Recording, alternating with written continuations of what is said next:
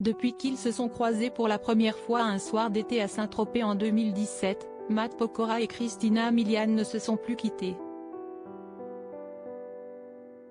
Une première rencontre qui a tout d'une évidence pour le chanteur, d'après ses confidences sur la chaîne YouTube Amuse-Bouche. Matt Pokora et Christina Milian se disent oui à Paris en décembre 2020.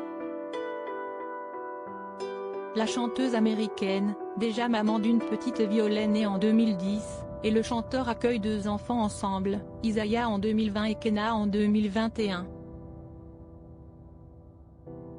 Si est à Los Angeles que la petite famille recomposée coule des jours heureux.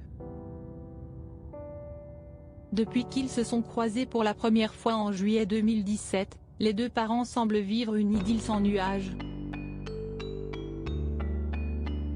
Leur rencontre à l'Opéra, un restaurant huppé de Saint-Tropez, a d'ailleurs tout d'un véritable coup de foudre. J'ai été littéralement époustouflée à la seconde où j'ai posé les yeux sur lui et je n'avais aucune idée si je serais son type. Mais d'une manière ou d'une autre, le fait de découvrir que nous avions le même anniversaire a transformé une honnête attirance physique en une réaction chimique incontrôlable. Déclare Christina Milian sur Instagram à l'occasion de leurs 3 ans d'amour. Invité sur la chaîne YouTube Amuse-Bouche, celui qui a fait ses débuts dans Popstar ne semble pas dire le contraire.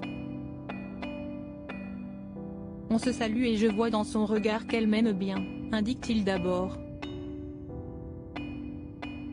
À en croire les confidences du chanteur, leur entrevue encouragée par un tiers fait rapidement l'effet d'une évidence pour les 2 futurs partenaires. Après coup, elle m'a dit que le directeur avait essayé 3 fois de nous présenter.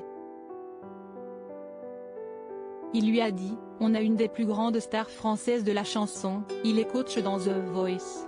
Sauf qu'à ce moment-là, elle ne m'a jamais vu et elle imagine un mec plus vieux. Donc quand j'arrive, il y a un truc dans le regard, se souvient-il. Je me dis que c'est un signe alors que Matt Pokora, à l'époque coach de The Voice, est attendu très tôt à Paris le lendemain. Il donne son numéro à l'américaine pour ne pas perdre contact. Je retourne à ma table et 10 minutes après j'ai déjà un texto.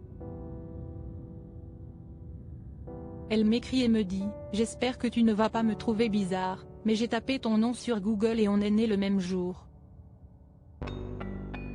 Je vois ça et je me dis que c'est un signe. Je lui réponds, tu es où? J'arrive. Je la rejoins en club, on se rapproche et on s'embrasse. Le lendemain, je pars tourner ma pub, je vois qu'elle poste une photo de nous, elle m'écrit et on reste en contact. Pour eux, le grand amour est une date d'anniversaire.